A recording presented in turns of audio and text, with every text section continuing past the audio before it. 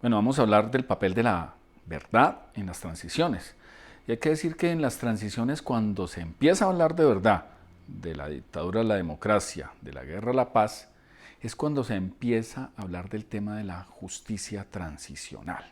Justicia transicional que tiene tres grandes orígenes, que son a su vez sus tres grandes fines.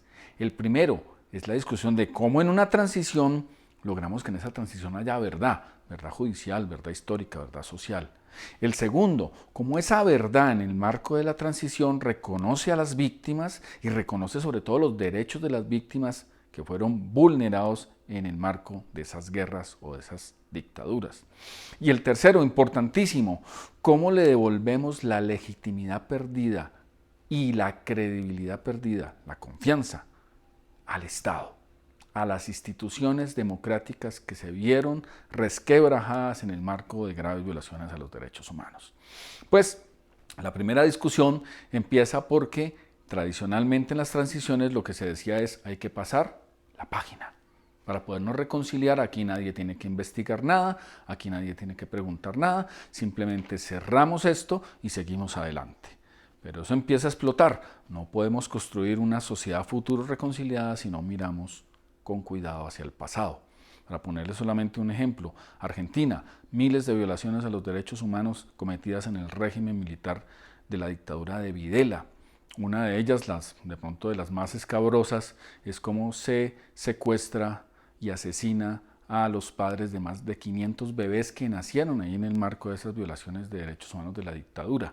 Aparecen las madres de la Plaza de Mayo, primero pidiendo que aparecieran sus hijos e hijas y posteriormente se convierten en las abuelas de la Plaza de Mayo, que en un proceso muy simbólico de búsqueda de la verdad, después de 40 años, hoy han encontrado más de 130 nietos de esos desaparecidos en el marco de esas violaciones brutales a los derechos humanos en la Argentina. Miren ustedes cómo la transición misma, una ley de punto final, queda por el piso, explota por el emergimiento de la verdad.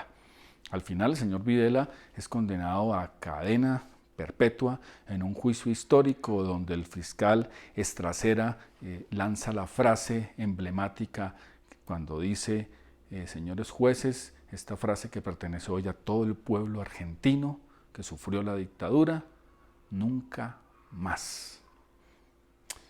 Para hablar del segundo fin y origen de la justicia transicional, que tiene que ver con la verdad, que es el reconocimiento de las víctimas y el reconocimiento de sus derechos, pues ya remitámonos a Colombia. Miren ustedes, todas estas figuras de justicia transicional, la ley de justicia y paz, la ley de víctimas, los acuerdos de paz de La Habana que ahora estamos implementando a través de el sistema integral de verdad, justicia, reparación y no repetición, tienen la gran virtud de que reconocen cientos de miles de violaciones a los derechos humanos, se reconocen por fin. Y esos cientos de miles de violaciones de derechos humanos vienen a reconocer a millones de víctimas. Millones de víctimas, y voy a hacer el énfasis especial en las víctimas del desplazamiento forzado, que son más de 7 millones de personas.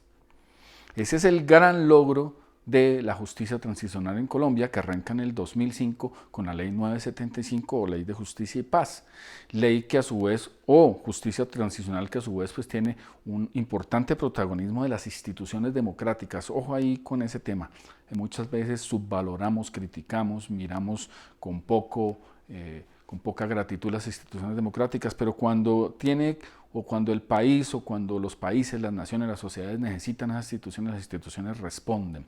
El Congreso de la República, congresistas pro gobierno, oposición e independientes, todos ayudaron a construir la ley 975 y la cualificaron. Luego vino otra institución supremamente importante para este país, que es la Corte Constitucional, y la Corte saca pues su sentencia 370 del 2006 y modula esa ley de justicia y paz. Y fruto de eso, la ley de justicia y paz es la primera ley de justicia transicional en Colombia, primera ley que integra los derechos a la verdad, la justicia y la reparación de las víctimas, primera ley que genera un sistema de justicia transicional para la búsqueda de la verdad judicial e histórica. Y ahí se dan cosas importantísimas, como por ejemplo, fruto de la verdad judicial, conoció el país los vínculos estrechos que tenía la clase política con los grupos de asesinos paramilitares, lo que llamamos la parapolítica, que implicó a decenas de parlamentarios, senadores, representantes a la Cámara, a decenas de alcaldes, gobernadores. Esa es una verdad judicial importantísima, fruto de la ley de justicia y paz.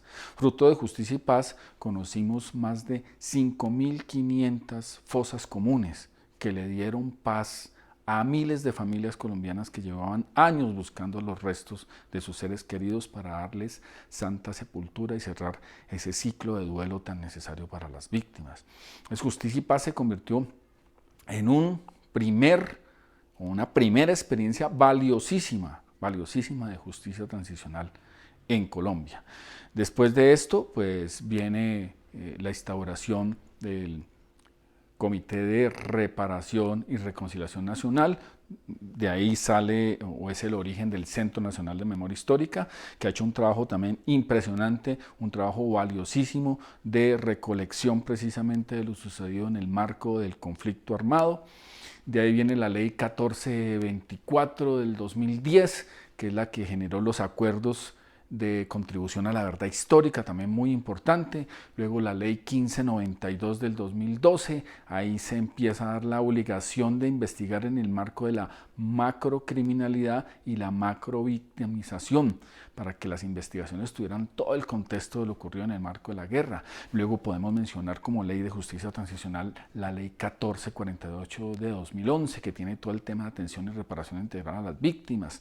Y en el 2012 viene el marco jurídico para la paz, que el marco jurídico para la paz viene a cualificar todas estas discusiones de justicia transicional.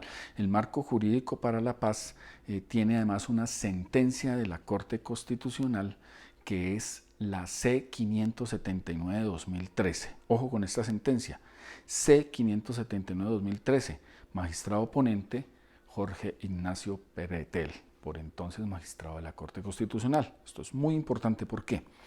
Porque ahí esa sentencia dijo que había un deber de respetar y proteger la verdad de las víctimas. Segundo, reforzó esa participación de las víctimas en los procesos. Tercero, reforzó e invitó a acompañar los procesos extrajudiciales. Por ejemplo, la unidad de restitución de tierras, un órgano administrativo de la ley de víctimas, y judiciales no penales, por ejemplo, la Jurisdicción Especial Agraria de Restitución de Tierras. Esta sentencia además puso un énfasis importantísimo en el desplazamiento forzado y ordenó que esas investigaciones fueran exhaustivas. Dijo que la contribución a la verdad de los miembros de los grupos armados tenía que ser efectiva, tenía que ser plena para dar con los crímenes y dar con la visibilización de las víctimas y sus derechos.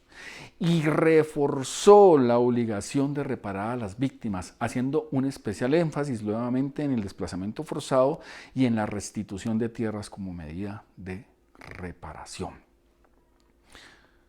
Sigue la justicia transicional avanzando y ya llegamos al acto legislativo 01 del 2017, que es el que trae a la vida el sistema integral de verdad, justicia, reparación y no repetición, el marco jurídico con el que ahora se están adelantando los procesos de aplicación de los acuerdos de paz en materia de víctimas que firmó el gobierno en el 2016 con las FARC.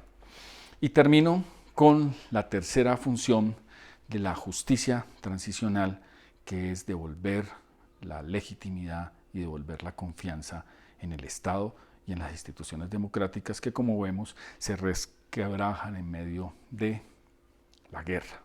Pues bien, Colombia sufrió un proceso de infiltración de sus instituciones democráticas, lo vimos en el gobierno central, en el INCODER, en las notarías, lastimosamente en la justicia. A eso no fue ajeno ni siquiera la Corte Constitucional, y vimos cómo el magistrado Pretel, el ponente de esta sentencia 579-2013, él mismo fue el primer magistrado de la Corte Constitucional en ser suspendido e involucrado en un caso de despojo de tierras a campesinos. Pues bien, en marzo de este año, del 2020, el tribunal, la sala especializada de restitución de tierras del Tribunal de Medellín acaba de sacar sentencia, que quiero detenerme ahí porque es muy importante en el tema de cómo la justicia transicional le devuelve la confianza a las instituciones. En esa sentencia, esta sala del Tribunal de Medellín le reconoce a las víctimas campesinas despojadas que sus tierras sí son de ellos y que el magistrado Pretel, su esposa y la vivienda los adquirieron de forma ilegítima. Ahí ordena decretar la nulidad absoluta de los negocios jurídicos y le ordena a las notarías para que corrijan, o sea, verdad judicial, reparación, ordena a las fuerzas militares y de policía acompañar a las víctimas para la entrega material del predio, ordena proyectos productivos para las víctimas y compulsa copia para que se investigue por desplazamiento forzado, tal y como lo ordenaba la sentencia 579 de 2013, cuyo ponente, miren lo paradójico, es el magistrado Pretel.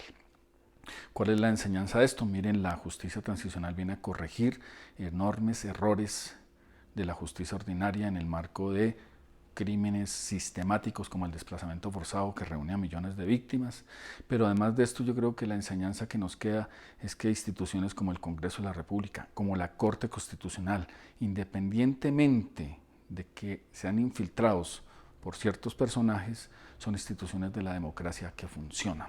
Son instituciones que tienen un peso, que tienen un valor histórico y que hacen que sus sentencias o sus leyes, cuando el país lo necesita, respondan a las necesidades de las víctimas y de la sociedad.